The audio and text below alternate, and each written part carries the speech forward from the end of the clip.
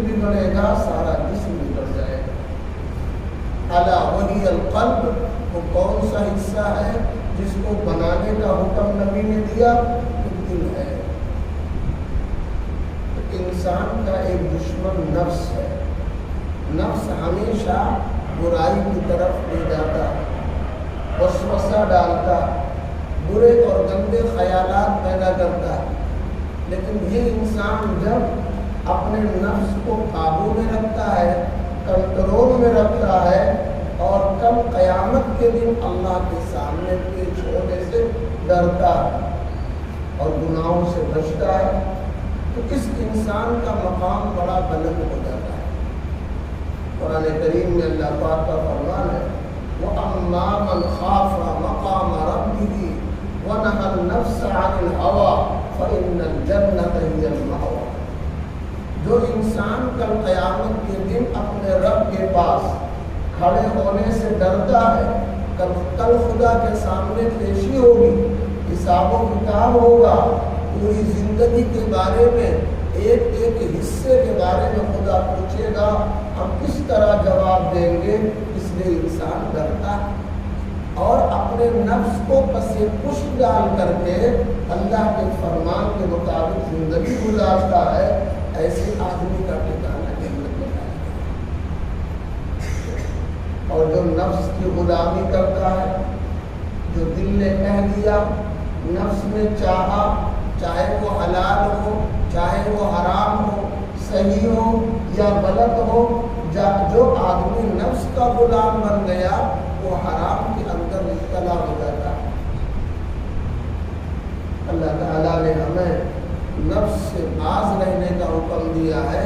ہمیشہ ہم قرآن کو دیکھیں، حدیث کو دیکھیں، کیا ہم کو بتایا گیا ہے، کس طرح زندگی گزارنے کا حکم دیا گیا ہے، اس طرح ہم زندگی گزاریں، اپنے نفس کو کنٹرول اور قابو میں رکھیں۔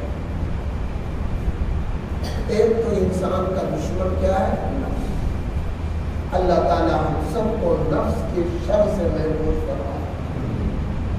دوسرا دشمن انسان کا شیطان ہے۔ یہ شیطان کی دشمنی کتابوں میں، حدیث کی بڑی بڑی کتابوں میں موجود ہے۔ خود قرآن کریم میں اللہ پاک نے ارشاد فرمایا کہ شیطان انسان کا کھلا ہوا دشمن ہے۔ ان الشیطان للانسان عدو مبین۔ شیطان انسان کا کھلا ہوا دشمن ہے۔ بخاری شریف میں ایک حدیث ہے، ان الشیطان یجری من الانسان مجرى الدم۔ جس طرح انسان کے رگ ریشے میں خون دوڑتا، اللہ نے شیطان کو اتنا اختیار دے رکھا ہے، وہ ہوا بن جائے، وہ کوئی بھی مخلوق بن جائے، جانور بن جائے، وہ انسان کے رگ ریشے کے اندر گھس جاتا ہے اور خون کے دوڑنے کی طرح وہ انسان کے رگ ریشے میں دوڑتا ہے۔ ایک حدیث میں ہے، جب انسان سوتا ہے، یعقد الشیطان علی قافیۃ رأس احدکم اذا هو نام ثلاث عقدۃ۔ جب انسان سوتا ہے تو شیطان بدھی کے پاس آ کر بیٹھ جاتا ہے اور شیطان کی بندش کا، انسان کی بندش کر دیتا ہے، 3 گرے لگا دیتا ہے۔ اب کوئی بھی انسان جب سوتا ہے، شیطان کی بندش کا اثر اس پر ہوا، 3 گرے لگ جاتی ہیں۔ اب جب صبح ہوتی ہے، فَإِذَا اسْتَيْقَظَ وَذْكَرَ اسْمَ اللَّهِ، جب انسان صبح بیدار ہوتا ہے اور پہلے نمبر پر اللہ کا نام لیتا ہے، سو کر اٹھنے کی جو دعا بتائی گئی ہے وہ دعا پڑھتا ہے، الحمدللہ الذی احیانا بعد ما اماتنا والیہ النشور۔ جب یہ دعا پڑھ لیتا ہے، انحلت عقدۃ، ایک گرہ کھل جاتی ہے، وَإِن تَوَضَّأَ انحلت عقدۃ، اور جب انسان وضو کرتا ہے، خواہ تہجد کی نماز کے لیے ہو یا فجر کی نماز کے لیے ہو، تو دوسری گرہ کھل جاتی ہے، وَإِن صَلَّى انحلت عقدۃ، اور جب انسان نماز پڑھ لیتا ہے تو تیسری گرہ کھل جاتی ہے، فَأَصْبَحَ نَشِيطًا۔ اب جب یہ صبح کرتا ہے تو بہت چست ہو کر کے اور بہت صحت مند ہو کر کے۔ اور اگر کوئی آدمی یہ تینوں عمل نہیں کرتا، نہ صاحب وہ دعا پڑھتا ہے، نہ وضو کرتا ہے اور نہ ہی نماز پڑھتا ہے، بلکہ جن نکلنے تک سوتا رہتا ہے۔ ایک آدمی کا تذکرہ اللہ کے نبی علیہ السلام کی مجلس میں ہوا کہ اللہ کے نبی صلی اللہ علیہ وسلم، فلاں آدمی دن نکلنے تک سوتا رہتا ہے۔ آپ نے فرمایا، بال الشیطان فی اذنہ، پہلی خرابی تو یہ ہے کہ جو آدمی دن نکلنے تک سوتا ہے شیطان اس کے کان میں پیشاب کر کے تک جاتا ہے. بخاری شریف کی حدیث ہے شیطان کان میں پیشاب کر دیتا ہے. کوئی کیسا آج تک تو مجھے محسوس نہیں ہوا. اب شیطان کیا کھاتا ہے کیا پیتا ہے کیسے اس کا پیشاب ہے کیسے اس کا پخانہ ہے تو اللہ ہی سمجھتے ہیں. لیکن حدیث پاک میں جس کو ہمیں اور آپ کو ماننا ضروری ہے کہ شیطان کان میں پیشاب کر دیتا ہے. دوسری خرابی یہ ہے جو تینوں گرہیں لگی تھی شام کو رات میں وہ اس کی دعا نہ پڑھنے کی وجہ سے وضو نہ کرنے کی وجہ سے نماز نہ پڑھنے کی وجہ سے تینوں گرہیں لگی کی لگی رہ جائیں گی. اب جب یہ انسان صبح کرے گا خبیث النفس کسلانا بڑا سست ہوگا پورے جسم کے اندر لگے گا بیماری ہی بیماری ہے اکڑ ہی اکڑ ہے درد ہی درد ہے. انسان ایسا لگے گا مہینوں کا بیمار آج اٹھا. اب آپ اندازہ لگائیے تو شیطان کس قدر چست ہے اور انسان کو نقصان پہنچا رہا ہے. حدیث پاک میں ہے آپ اندازہ لگائیں اس کی دشمنی کا. جب مؤذن اذان دیتا ہے اذا نودی بالصلاۃ ادبر الشیطان وله ذرات تو جہاں تک مؤذن کی آواز پہنچتی ہے یہ شیطان ری خارج کرتا ہوا وہاں سے بھاگ جاتا ہے. فَإِذَا قُضِيَ أَقْبَلَ جب اذان مکمل ہوتی ہے تو یہ شیطان دوبارہ واپس آتا ہے. نماز کھڑی جب ہوتی ہے تو اقامت کہی جاتی ہے. اقامت کا معنی نماز کھڑی کرنا. اقامت کا معنی ہی نماز کھڑی کرنا. جب اقامت کہی جاتی ہے تو جہاں تک اقامت کی آواز پہنچتی ہے وہاں تک شیطان دور ہو جاتا ہے. فَإِذَا صُبِّبَ أَقْبَلَ جب وہ اقامت مکمل ہوتی ہے شیطان واپس آ جاتا ہے.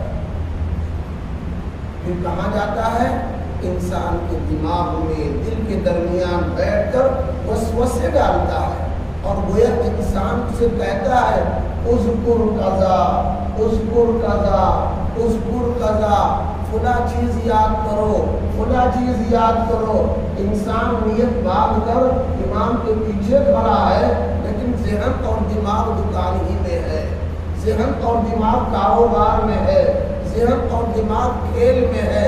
ذہن اور دماغ دیگر کاموں کے اندر ہے. یہاں خالی ہاتھ باندھ کر کھڑا ہے. جسم یہاں ہے دل دماغ اس کا کاروبار میں ہے. یہ شیطان انسان کو وسوسے ڈالتا ہے. اس کا دماغ اور دل ادھر ادھر منتشر کرتا ہے. حتی لا یدری الثلاث صلی ام اربعہ انسان امام کے ساتھ سلام پھیر دیتا مگر کون سی صورت پڑھی گئی کئی رکعت ہوئی کوئی خبر اس کی نہیں رہی. ہماری عبادتوں کے ساتھ کس طرح وہ کھلواڑ کرتا ہے. فرمایا یہاں تک کیا فرمایا گیا جب میاں بیوی آپس میں ملاقات کرتے ہیں صحبت کا ارادہ کرتے ہیں تب بھی انسان وہاں شیطان شریک ہونے کی کوشش کرتا ہے. اگر میاں بیوی تعلیم یافتہ ہے اچھی تربیت ہے اچھی ان کی صحبت ہے انہیں صاحب سکھایا بتایا گیا ہے اور وہ دعا پڑھ لیتے ہیں اللہم جنبنا الشیطان وجنب الشیطان ما رزقتنا تو شیطان کی شرارت سے محفوظ ہو جاتے ہیں. حدیث پاک میں جب انسان بیت الخلا قضائے حاجت وغیرہ کے لیے جاتا ہے نبی نے دعا سکھلائی ہے قضائے حاجت کرنے جاؤ تو صاحب بیت الخلا داخل ہونے سے پہلے دعا پڑھ لو اللہم انی اعوذ بک من الخبث والخبائث. اگر انسان اس کو پڑھ کر کے قضائے حاجت کے لیے جاتا ہے تو شیطان کی شرارت سے محفوظ ہوتا ہے اور اگر نہیں پڑھ کر جاتا ہے تو شیطان اس کے شرمگاہ سے کھلواڑ کرتا ہے.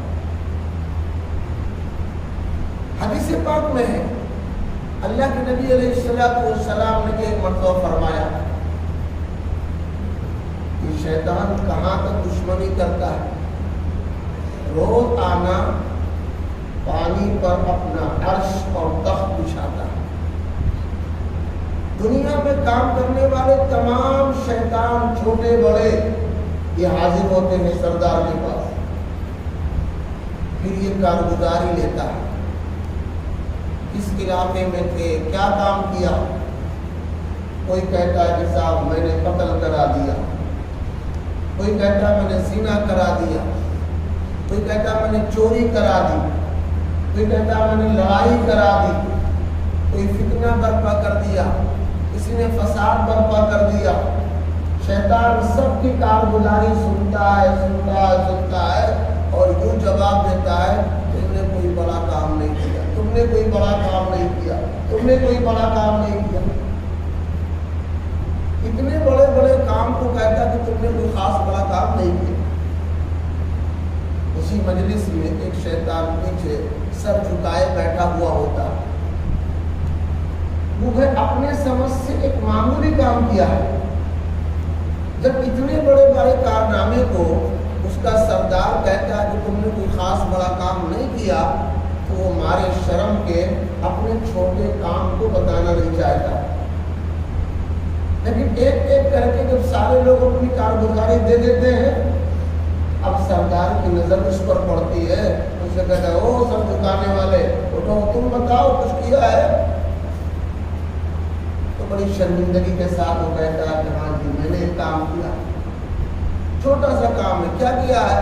کہا صاحب میں نے میاں بیوی میں جھگڑا کرا دیا، میاں بیوی میں جھگڑا کرا دیا اور چھوڑا نہیں، آگ لگا کر کے چھوڑا نہیں، دونوں میں لڑاتا رہا، بات بڑھتی رہی، یہاں تک کہ طلاق کی نوبت آ گئی، شوہر نے بیوی کو طلاق دے دی۔ سردار اسی مجلس میں اس شیطان کو گلے سے لگاتا ہے،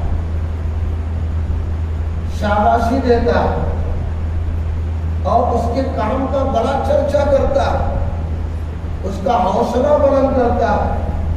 ہاں تم نے بہت بڑا کارنامہ انجام دیا، اس طرح کام کر کے تم لوگ آیا کرو جس سے خاندان بڑھ جائے، میاں بیوی کی زندگی اجیرن ہو جائے، ان کے ذریعے جو بچے پیدا ہوئے ہیں اپنے ماں باپ کے زندہ رہتے ہی یتیم ہو جائیں، اس طرح کی کارگزاری کیا۔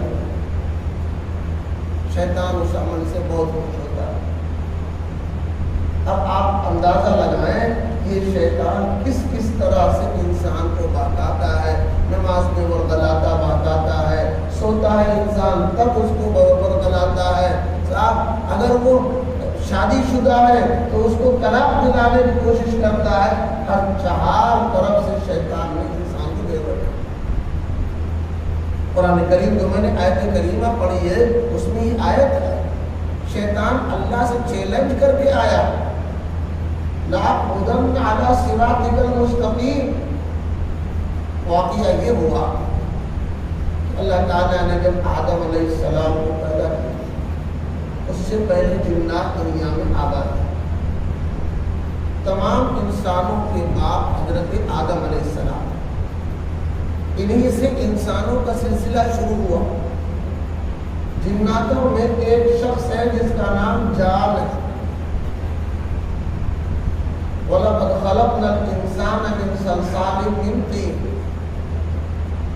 اور شیطان کے بارے میں کہا کہ وَخَلَقَ الْجَانَّ مِن مَّارِجٍ مِّن نَّارٍ، ہم نے جان کو پیدا کیا بھڑکتی ہوئی آگ سے۔ انسان کو میں نے پیدا کیا مٹی سے اور جان کو میں نے پیدا کیا بھڑکتی ہوئی آگ سے۔ تو آگ سے اس کی پیدائش ہوئی، جیسے انسانوں کے جد امجد کا نام آدم ہے تو جناتوں کے جد امجد کا نام جان ہے، جان۔ یہ ابلیس جو مشہور ہے کہ یہ تمام جناتوں کا بابا ہے، یہ غلط ہے، بلکہ ابلیس جو ہے یہ جان کی اولادوں میں سے ایک نافرمان اولاد ہے۔ جیسے حضرت آدم علیہ السلام کی اولادوں میں قابیل ایک اولاد ہے نافرمان، فرعون ایک اولاد ہے، شداد ایک اولاد ہے، قارون ایک اولاد ہے، حامان ایک اولاد ہے، ابی ابن خلف ایک اولاد ہے۔ تو جس طرح یہ نافرمان اولادیں ہیں، اسی طرح ابلیس بھی جان کی نافرمان اولادوں میں ایک نافرمان اولاد ہے۔ یہ جناتوں کا دادا نہیں ہے، جناتوں کا دادا جس کو اللہ نے فرسٹ ٹائم پیدا کیا اور اسی کے ذریعے تمام جناتوں کی نسلیں چلی ہیں، وَلَقَدْ خَلَقْنَا الْجَانَّ وَخَلَقْنَا الْجَانَّ، اللہ کہتے ہیں ہم نے جان کو پیدا کیا بھڑکتی ہوئی آگ سے۔ تو اللہ تعالیٰ نے جب آدم علیہ السلام کو پیدا کیا تو ان کو علم سکھایا، چیزوں کے نام بتائے۔ آسمان کی طرف کہا اس کو سما بولتے ہیں، زمین کو کہا اس کو ارض کہتے ہیں، پہاڑوں کی طرف کہا صاحب اس کو جبال بولتے ہیں، سمندر، اس طرح ایک ایک چیز کا نام سکھا دیا اللہ تعالیٰ نے۔ وَعَلَّمَ آدَمَ الْأَسْمَاءَ كُلَّهَا ثُمَّ عَرَضَهُمْ عَلَى الْمَلَائِكَةِ فَقَالَ أَنبِئُونِي، اللہ تعالیٰ نے جب ان کو سب سکھلا دیا، بتا دیا چیزوں کے نام وغیرہ، تو تمام مخلوق کو جمع فرشتوں وغیرہ کو ان سے پوچھا اسے کیا کہتے ہیں، سب خاموش۔ زمین کے بارے میں پوچھا اس کو کیا کہتے ہیں، خاموش۔ پہاڑوں کے بارے میں، سمندر کے بارے میں، جن جن چیزوں کے بارے میں پوچھا ساری مخلوق خاموش، اس کا نام نہیں جانتی۔ آدم علیہ السلام سے پوچھا، انہوں نے ایک ایک کر کے بتا دیا، یا اللہ اس کو زمین کہتے ہیں، اس کو آسمان کہتے ہیں، یہ پیڑ ہے، یہ پودا ہے، یہ پہاڑ ہے، یہ درخت ہے، اس طرح ایک ایک چیز کا نام بتا دیا۔ انسان کی برتری ثابت ہو گئی، حضرت آدم علیہ السلام کی سربلندی ثابت ہو گئی، یہ دیگر تمام مخلوقات کے اندر اشرف اور افضل ہیں، اور آج انہوں نے ثابت کر دیا کہ انہوں نے تمام چیزوں کا نام بتایا اور دیگر مخلوقات نہیں بتا سکی۔ تو اللہ تعالیٰ نے یہ عظمت میں، تعظیم میں تمام لوگوں کو حکم دیا کہ تم سب آدم کو اپنا بڑا مانو اور ان کے سامنے تعظیمی سجدہ کر لو۔ سب نے سجدہ کیا، ان کو اپنا بڑا تسلیم کر لیا، مگر جان کی اولادوں میں سے ابلیس نافرمان ہو گیا اور اس نے اللہ تبارک تعالیٰ سے بحث کر دی، یا اللہ یہ آپ کا آرڈر، آپ کا حکم سمجھ میں نہیں آتا۔ اللہ نے پوچھا کیوں نہیں سمجھ میں آتا؟ اس نے کہا آپ نے ان کو مٹی سے پیدا کیا اور ہم کو آپ نے آگ سے پیدا کیا۔ مٹی کی خاصیت ہے پستی اور آگ کی خاصیت ہے بلندی، میں بلند ہوں، یہ پست ہیں، تو پست والا بلند والے کو سجدہ کرے یہ تو عقل کی بات ہے، مگر بلند والا پست والے کو سجدہ کرے یہ خلاف عقل ہے۔ اللہ تعالیٰ نے کہا اچھا تم نے یہ غور نہیں کیا حکم کس کا ہے؟ حکم اللہ کا ہے، تجھ کو میری بات بنا چون چرا مان لینی چاہیے، لیکن جب تو میرا نافرمان بن گیا، میرا باغی بن گیا، تو اب تجھ کو میرے قریب رہنے کی گنجائش نہیں۔ چنانچہ اللہ تعالیٰ نے اس کو راندہ درگاہ کر دیا۔ اب جب ابلیس وہاں سے بھگا، اس نے اللہ تبارک تعالیٰ سے کچھ سوالات کیے۔ پہلے تو اس نے مہلت مانگی، یا اللہ آپ مجھے قیامت تک مہلت دے دو، قال انظرنی الی یوم یبعثون، قیامت تک مجھے مہلت دے دو، میری موت نہ آئے، ہم قیامت تک زندہ رہیں۔ اللہ نے کہا جا ہم نے تجھ کو مہلت دے دی، قیامت تک تجھ کو موت نہیں آئے گی۔ جب اس نے یہ دیکھ لیا کہ صاحب ہم کو یہ موقع مل گیا، قیامت تک ہماری موت نہیں آئے گی، یہ اللہ سے کیا کہتا ہے؟ قال فبما اغويتني لاقعدن على صراطك المستقيم، کہ اللہ جس طرح آپ نے مجھے راندے درگاہ کیا ہے تو ہم دنیا میں جتنے آپ کے سیدھے راستے ہیں، نیک کام ہیں، ان تمام پر میرا پہرا ہو جائے گا، ہماری چوکی وہاں لگ جائے گی، ہمارا پہرا وہاں ہوگا، ہر سیدھے راستے پر ہم چھاؤنی بنا لیں گے اپنا، اور اس کے بعد انسانوں کو بہکائیں گے لَآتِيَنَّهُمْ مِنْ بَيْنِ أَيْدِيهِمْ وَمِنْ خَلْفِهِمْ وَعَنْ أَيْمَانِهِمْ وَعَنْ شَمَائِلِهِمْ، آگے سے، پیچھے سے، دائیں سے، بائیں سے، ہر چہار جانب سے آپ کے بندوں کو گمراہ کریں گے۔ تھوڑے سے شکر گزار بنیں گے، اکثر و بیشتر نافرمان بن جائیں گے، وہ ہمارے بہکاوے میں آ جائیں گے، ہمارے برقلانے میں آ جائیں گے، اور آپ کے شکر گزار اور آپ کے نیک بندے بہت مختصر بچیں گے، زیادہ تر گمراہ ہو جائیں گے۔ اللہ نے کہا ٹھیک جا، میری عزت و جلال کی قسم، اگر میرے بندوں کے گناہ آسمان کے تارے کے برابر ہو جائیں گے، پیڑ کے پتوں کے برابر ہو جائیں گے، ریت کے ذرات کے برابر ہو جائیں گے، میری عزت و جلال کی قسم، اگر میرے بندے نے ایک قطرہ آنسو گرا کر کے یا ربی ارحمنی کہہ دیا کہ اللہ معاف کر دو، یا اللہ معاف کر دو، تو ہم اس کی تمام خطاؤں کو منٹوں میں صاف کر دیں۔ اب یہ شیطان اللہ تبارک تعالیٰ سے کہنے لگا یا اللہ، دنیا میں ہم جائیں گے تو ہماری ضرورت کی کچھ چیزیں ہم کو چاہیے۔ کیا چاہیے تجھ کو؟ آسا ہمارا کھانا کیا ہوگا، دنیا میں ہم کیا کھائیں گے؟ اللہ تعالیٰ نے کہا ما لا یذکر اسم اللہ علیہ، جس کھانے پر بسم اللہ نہ پڑھا جائے وہ کھانا تیرا۔ ہمارے نبی نے فرمایا ہے کھانے سے پہلے بسم اللہ الرحمن الرحیم یا بسم اللہ والا برکت اللہ پڑھ لو، شیطان کھانے میں شریک نہیں ہوگا۔ اور اگر کوئی آدمی بغیر بسم اللہ کے کھانا کھاتا ہے اس میں شیطان شریک ہو جاتا ہے۔ شیطان کی شرکت سے بچنے کے لیے ہمارے نبی نے طریقہ بتایا، رہنمائی کی ہے۔ اگر کوئی بندہ نبی کے طریقے پر کھانا کھائے سنت کے مطابق بسم اللہ پڑھ کر، اس میں خیر ہے، برکت ہے، اور شیطان کی شرکت سے وہ دور۔ پھر شیطان نے کہا اللہ تعالیٰ سے کھانا ہو گیا، پانی کیا پئیں گے؟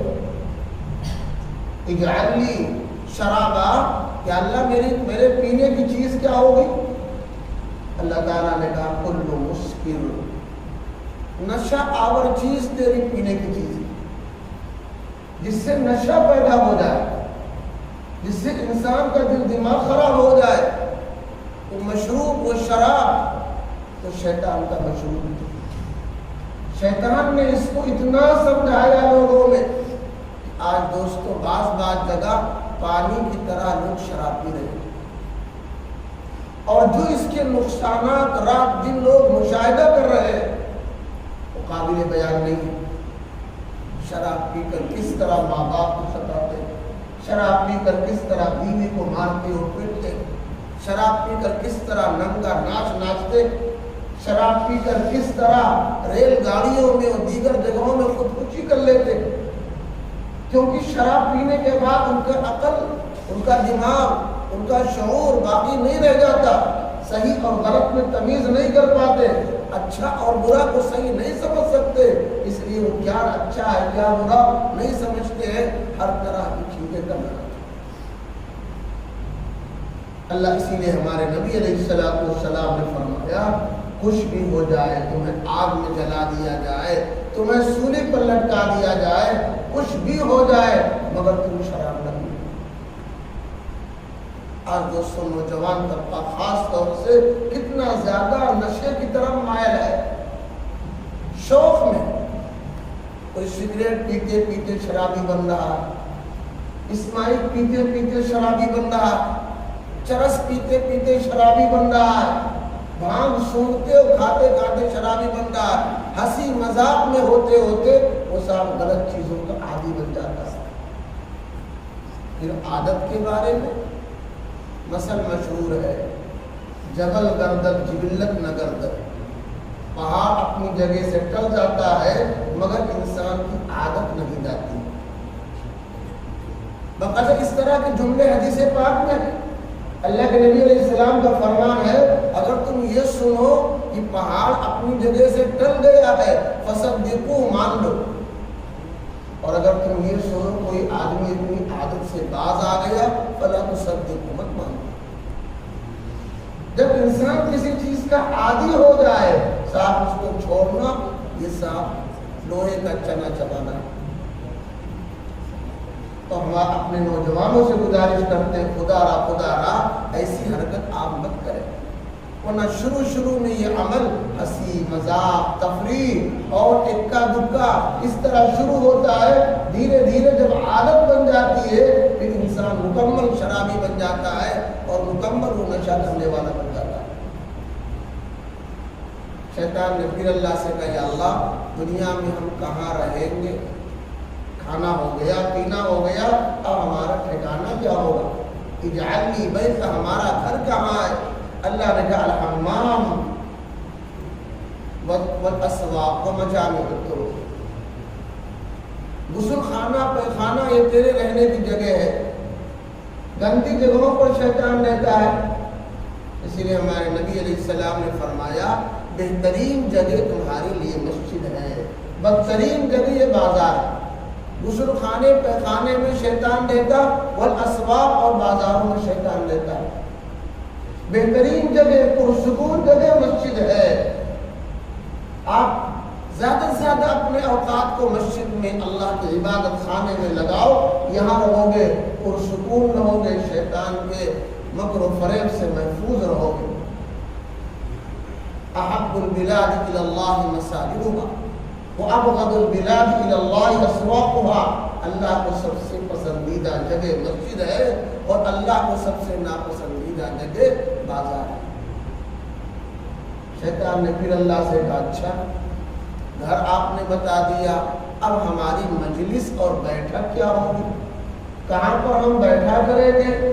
فرمایا مجامع الطرق، چوراہے یہ شیطانی اڈے ہیں، بڑے بڑے ہوٹل شیطانی اڈے ہیں جہاں انسان بیٹھ کر ایک چائے پیے گا 2 گھنٹہ بکواس کرے گا، اور ہر کوئی جانتا ہے کہ چوراہوں پر اور ہوٹلوں میں کیا ہوتا ہے، کہیں ان کی غیبت، کہیں ان کی برائی، کہیں ان کی پردہ دری، کہیں ان کی بے عزتی، کہیں کسی کی توہین، کسی کی تذلیل، کسی کی غیبت، کسی کے لیے برا سوچنا، یہ تمام خرافات ان اڈوں پر ہوتا ہے۔ در حقیقت وہاں شیطانی اثرات ہیں، شیطانی اثرات ہیں، وہاں شیطان ہوتا ہے، اس کے اثرات ہوتے ہیں۔ اس لیے ان جگہوں پر آپ بتا دیجئے صاحب کوئی ہوٹل ایسا ہو جہاں اللہ رسول کی بات کی خالی ہوتی ہے، دوسرا غلط کام نہیں ہوتا، وہ سب شیطانی اڈے ہیں، وہاں سے ہمیں بچنے کا حکم دیا گیا۔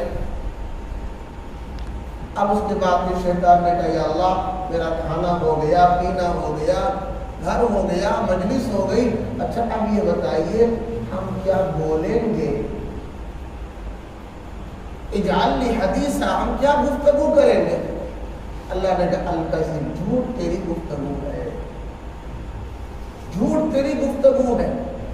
آج شیطان نے اس پر اتنی محنت کی کہ آج دنیا میں اتنا جھوٹ عام ہو گیا، شاید کوئی گھر بچا ہو جہاں جھوٹ نہ ہو، گھر تو چھوڑیے شاید کوئی فرد بچا ہو جہاں جھوٹ نہ ہو۔ آج شوہر کو بیوی پر وشواس اور بھروسہ نہیں، اگر بچہ کچھ بول رہا ہے اس کے سگے باپ کو اعتماد نہیں کہ بچہ صحیح بول رہا ہے، اگر باپ کچھ وعدہ کر رہا ہے تو اس کا چھوٹا بچہ 2 ڈھائی 3 سال کا نہیں، ابو آپ جھوٹ بول رہے ہیں، آپ جھوٹ بول رہے ہیں، وہ صاف کہتے ہیں آپ جھوٹ بول رہے ہیں۔ تجربہ ہے، 12 تجربہ ہے۔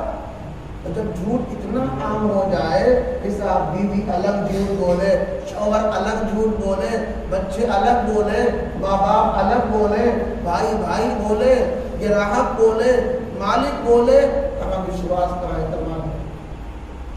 ہمارے نبی نے فرمایا المومن لا یکذب، مومن جھوٹ نہیں بول سکتا، مومن جھوٹ نہیں بول سکتا۔ دوستو اس حدیث کو سامنے رکھ کر غور کیجیے، نبی کی بات جھوٹی نہیں ہو سکتی۔ اگر نبی نے کہا مومن جھوٹ نہیں بولتا، یقیناً مومن جھوٹ نہیں بولتا۔ اب سوال پیدا یہ ہوتا ہے یہ حدیث یقیناً اور 100% صحیح ہے، تو آگے میرے ایمان کے بارے میں کیا؟ جو لوگ جھوٹ بول رہے ہیں آیا وہ مومن ہیں؟ ایسا بھی مومن نہیں، ان کا ایمان مکمل ہے، ایمان مکمل نہیں ہے۔ اس لیے اس کو ہلکے میں نہ لیا جائے، بلکہ معاشرے کو جھوٹ سے پاک کیا جائے۔ ہر گھر کے اندر، ہر فرد کے اندر اس بات کو عام کیا جائے، سچائی بتائی جائے، سچ بولنے کو کہا جائے۔ اور کم سے کم ہم اتنا ضرور کر سکتے ہیں کہ جتنے لوگ یہاں بیٹھے ہیں ہم تحریر کر لیں اور عہد کر لیں، انشاءاللہ ہم سچ بولیں گے۔ شیطان نے پھر اللہ سے کہا یا اللہ ہم کیا پڑھیں گے اور کیا لکھیں گے؟ اللہ تعالیٰ نے کہا تیری پڑھائی شعر و شاعری ہے، غزلیں ہیں، جو خالی پیار محبت کی گیت گاتے ہیں، چند کوڑی کے خاطر مشاعروں کے اندر کبھی صاحب ان کو آسمان پر بٹھا دیا، کسی نے انعام دے دیا ان کو صاحب آسمانوں پر چڑھا دیا، کسی نے نہیں دیا صاحب زمین کے نیچے ان کو گاڑ دیا۔ کسی کی برائی ہے، کسی کی بڑائی ہے، کسی کے کچھ ہے، کسی کا کچھ ہے۔ پیار محبت کی باتیں ہیں، عورت اور مرد مشاعروں میں شریک ہو کر کے اور اس طرح کا گیت گنگناتے ہیں۔ ادھر حقیقت شیطان کا پڑھنا ہے۔ جو لوگ نبی کی تعریف میں، اللہ کی حمد میں، اسلام کی شوکت اور بلندی میں جو لوگ نظم وغیرہ پڑھتے ہیں وہ اس میں نہیں آتے۔ اس کی تو اجازت ہے۔ اللہ کے نبی علیہ السلام اپنے منبر پر حضرت حسان ابن ثابت رضی اللہ تعالیٰ کو بٹھا کر اور اسلام کی شوکت میں، صحابہ کی تعریف میں، اسلام کی سربلندی میں اشعار سنا کرتے تھے، صحابہ سنا کرتے تھے۔ تو جس میں نبی کی تعریف ہو، اللہ کی حمد ہو، اسلام کی شوکت بیان کیا جائے، وہ اشعار پڑھ سکتے ہیں، وہ جائز ہے، بہتر ہے۔ لیکن وہ اشعار، وہ نعت، وہ اشعار یا وہ نظم و غزل اس میں سے پیار و محبت کی بات ہو، انسانی حیا کو تار تار کیا جا رہا ہو، انسانی حیا کو تار تار کیا جا رہا ہو، جہاں پر انسان بے غیرت بن رہا ہو، اس کی حیا ختم ہو رہی ہو، اس طرح کی مجلس میں جانا اور اس طرح نظم اور غزلیں پڑھنا اور پڑھانا یہ سب شیطانی عمل ہے۔ پھر شیطان نے اللہ سے کہا اللہ ہم کیا لکھیں گے؟ اجعل لی کتاب، ہماری کتاب اور تحریر کیا ہوگی؟ اللہ نے کہا الوسع، گدنا گدوانا۔ بڑے مشکل بعض ایسے ہوتے ہیں کسی کا نام ہے، بدن کٹوا کٹوا کر کے انسان لکھ لیتا، سینے پر اس نے اس لڑکے کا نام لکھ رکھا ہے، بعض لڑکے بعض لڑکیوں کا نام لکھتے ہیں اپنے ہاتھوں پر، اپنے سینوں میں۔ ادھر حقیقت اسی شیطان کی چال۔ کون سی تہذیب آپ نے رکھی ہے؟ آپ شکر منائیے، خدا کا ہزار ہزار احسان ہے کہ اللہ نے ہمیں اپنے آخری نبی حضرت محمد رسول اللہ صلی اللہ علیہ وسلم کی امت میں پیدا فرمایا۔ ہمیں آپ کی تعلیمات کو اپنی زندگی میں پیدا کرنا ہے، آپ کی ہدایات کو اپنی زندگی میں داخل کرنا ہے، شیطانی عمل کو اپنی زندگی سے نکال پھینکنا ہے، ہمیں نبی کا اسوہ و طریقہ اپنانا ہے۔ پھر شیطان نے آخری سوال کیا اللہ سب کچھ میرا ٹھیک ٹھاک ہو گیا، ایک چیز اور بتا دیجئے، اجعل لی مصائب، ہم شکار کہاں کریں گے؟ اللہ نے کہا النساء، عورتیں میری شکار کی چیزیں ہیں۔ اسی لیے عورتوں کے بارے میں فرمایا ان اول فتنۃ وقعت بنی اسرائیل فی النساء، دنیا میں جو پہلا فتنہ رونما ہوا اس کی بنیاد اور جڑ عورت ہے۔ اسی لیے قرآن کریم میں اللہ پاک نے کہا وَقَرْنَ فِي بُيُوتِكُنَّ وَلَا تَبَرَّجْنَ تَبَرُّجَ الْجَاهِلِيَّةِ الْأُولَىٰ، ان سے کہو گھر میں رہا کریں، یہ گھر کی ملکہ ہے، گھر کی رانی ہے، گھر کی قیدی نہیں ہے یہ، گھر کی ملکہ، گھر کی رانی ہے یہ، گھر کے اندر شان و شوکت کے ساتھ، عزت و احترام کے ساتھ ملکہ بن کر، رانی بن کر اپنے پورے گھر کا نظام دیکھ رہی ہے، گھر کی پوری ذمہ داری عورت پہ سپرد ہے۔ اور یہ جاہلیت میں جس طرح عورتیں ننگی ہو کر نصف کپڑے میں، باریک کپڑے میں نکلا کرتی تھی اور دوسرے مردوں کو اپنی طرف مائل کیا کرتی تھی، اس طرح مسلمان عورتوں سے کہہ دو کہ وہ عورتیں اس طرح نہ نکلا کریں، یہ ان کے لیے زیب نہیں دیتا ہے۔ اسی لیے حدیث پاک میں ہے، ایک بڑا سا کمرہ کیوں نہ ہو، ایک کونے میں مرد بیٹھا، ایک کونے میں اجنبی یا عورت بیٹھی ہے، دونوں کا ایک مقام پر رہنا جائز نہیں۔ جب عورت اپنے گھر سے نکلتی ہے تو شیطان اس عورت کے دل میں بھی وسوسہ پیدا کرتا اور دوسرے مردوں کے دل میں بھی خیال پیدا کرتا، دیکھو کتنی حسین ہے، دیکھو کتنی خوبصورت ہے، اپنی بیوی چاند سے بھی زیادہ خوبصورت کیوں نہ ہو، اس طرف توجہ انسان کی نہیں ہوتی، اور دوسری جو اس سے کم درجے کی عورتیں ہوتی ہیں شیطان ان کی طرف آمادہ کرتا ہے۔ آج جو معاشرے میں عورتوں کو لے کر بگاڑ ہے شادی بیاہ کے عنوان سے، کئی بچے ہو جا رہے ہیں، اس کے بعد بھی لڑکا لڑکیاں اپنے شوہر کو اور بیوی کو چھوڑ کر بہنوں کے ساتھ بھاگ جا رہی ہے۔ کہیں سالی کا رشتہ کیا ہے، سالی کا رشتہ کہیں بہنوں ہی سے قائم ہو جاتا ہے، کہیں دیور کا رشتہ بھابھی سے قائم ہو جاتا ہے۔ اس طرح گھر گھر کے اندر جو فتنے چل رہے ہیں اور جو زنا عام ہو رہا ہے، یہ در حقیقت اسی شیطانی اثر ہے۔ جب تک ہر آدمی اپنے حد میں، دائرے میں نہیں رہے گا، ہمارا معاشرہ گندگیوں سے اور گناہوں سے پاک نہیں ہوگا۔ بڑی آسانی کے ساتھ شیطان ان عورتوں کے ذریعے شکار کر لیتا ہے اور مسلمان مرد عورتوں کو آپس میں ملا دیتا ہے۔ ایک جگہ اللہ کے نبی علیہ السلام کا فرمان ہے، فرمایا اگر کسی آدمی کا ہاتھ کسی عورت سے خالی ٹچ ہو جائے،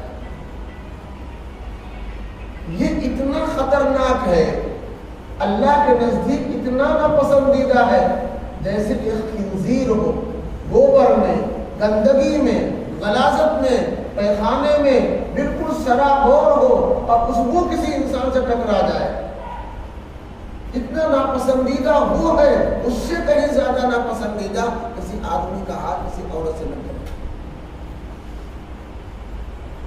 یہ سب شیطانی اعمال ہیں، شیطانی کام ہے، ان کے ذریعے سے شیطان انسان کو ورگلاتا اور بہکاتا ہے۔ اس آیت کریمہ میں کسی بات کو بیان کیا گیا ہے، قال ما منعك الا تسجد اذ امرتك، اللہ نے پوچھا کس چیز نے تجھ کو روکا ہے کہ تو سجدہ نہیں کر رہا ہے آدم کو، جبکہ میں تجھے حکم دے رہا ہوں کہ سجدہ کرو، ان کی تعظیم کرو۔